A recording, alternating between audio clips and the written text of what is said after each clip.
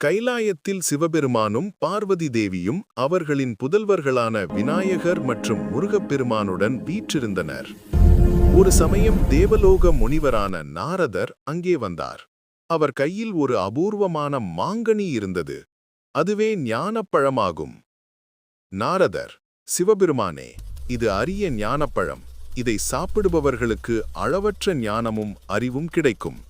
இந்த பழத்தை நான் உங்களுக்கு பரிசாக அளிக்கிறேன்.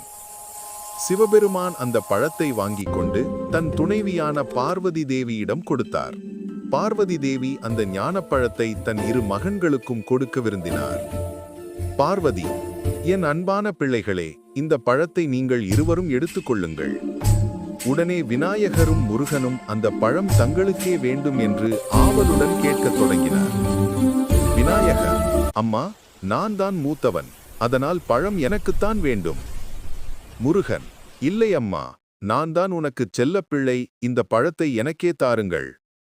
பழத்தை பங்கிட்டு கொடுத்தால் அதன் மகிமை குறைந்துவிடும் என்று நாரதர் எச்சரித்ததால் பார்வதி தேவி ஒரு முடிவுக்கு வந்தார். பார்வதி, சரி, சண்டை வேண்டாம், உங்களுக்கு ஒரு போட்டி வைக்கிறேன்.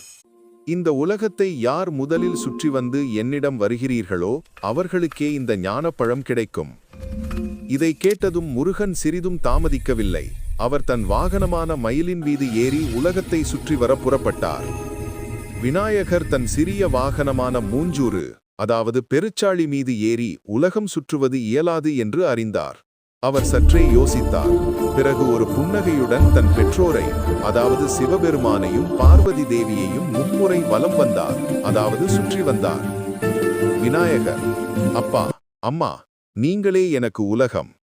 பெற்றோரைக் காட்டிலும் சிறந்த உலகம் வேறு ஏதுமில்லை. எனவே நான் உலகை சுற்றி வந்துவிட்டேன். ஞானப்பழத்தை எனக்கு அளியுங்கள். விநாயகரின் இந்த செயல் கண்டு சிவபெருமானும் பார்வதி தேவியும் மிகவும் மகிழ்ந்தனர். விநாயகரின் ஞானத்தையும் பெற்றோர் மீது அவர் வைத்திருந்த பக்தியையும் அன்பையும் அவர்கள் பாராட்டினர். சிவபெருமான், விநாயகா, நீ கூறியது முற்றிலும் உண்மை. நீயே ஞானம் நிறைந்தவன். அதன்படி ஞானப்பழம் விநாயகருக்கே வழங்கப்பட்டது. அவர் மகிழ்ச்சியுடன் அந்த பழத்தை உண்டு ஞானம் பெற்றார். உலகை சுற்றிவிட்டு வேகமாக திரும்பிய முருகன் அங்கே விநாயகர் ஞானப்பழத்தை பெற்றுக்கொண்டு நிற்பதைக் கண்டார். தன் அண்ணன் தந்திரமாக பழத்தை பெற்றுவிட்டதாக எண்ணிய முருகன் கோபம் கொண்டார். முருகன் கோபத்துடன், இது நியாயமில்லை, என் உழைப்பை ஏமாற்றிவிட்டீர்கள். கோபத்தில் அங்கிருந்து கிளம்பிய முருகன் அனைத்தையும் துறந்து தனிமையில் இருக்க விரும்பினார். அவர் தென்திசை நோக்கிச் சென்று ஒரு மலையின் மீது அமர்ந்து தவம் இருக்கத் தொடங்கினார். முருகனை காணாத சிவபெருமானும் பார்வதி தேவியும் அவரை தேடி அந்த மலைக்குச் சென்றனர். கோபத்துடன் இருந்த முருகனை சமாதானம் செய்ய அவர்கள் முயற்சி செய்தனர். பார்வதி தேவி, குமரா, உனக்கு ஏன் கோபம்? நீயே அனைத்து ஞானத்தின் உருவம். நீயே பழம் இருக்கும்போது உனக்கு வேறு ஞானப்பழம் எதற்கு என்று சமாதானப்படுத்தினார். அன்னை இவ்வாறு கூறியதால் அந்த மலைத்தலம் பழம் நீ என்று அழைக்கப்பட்டு நாளடைவில் மருவி பழனி என்று ஆனது.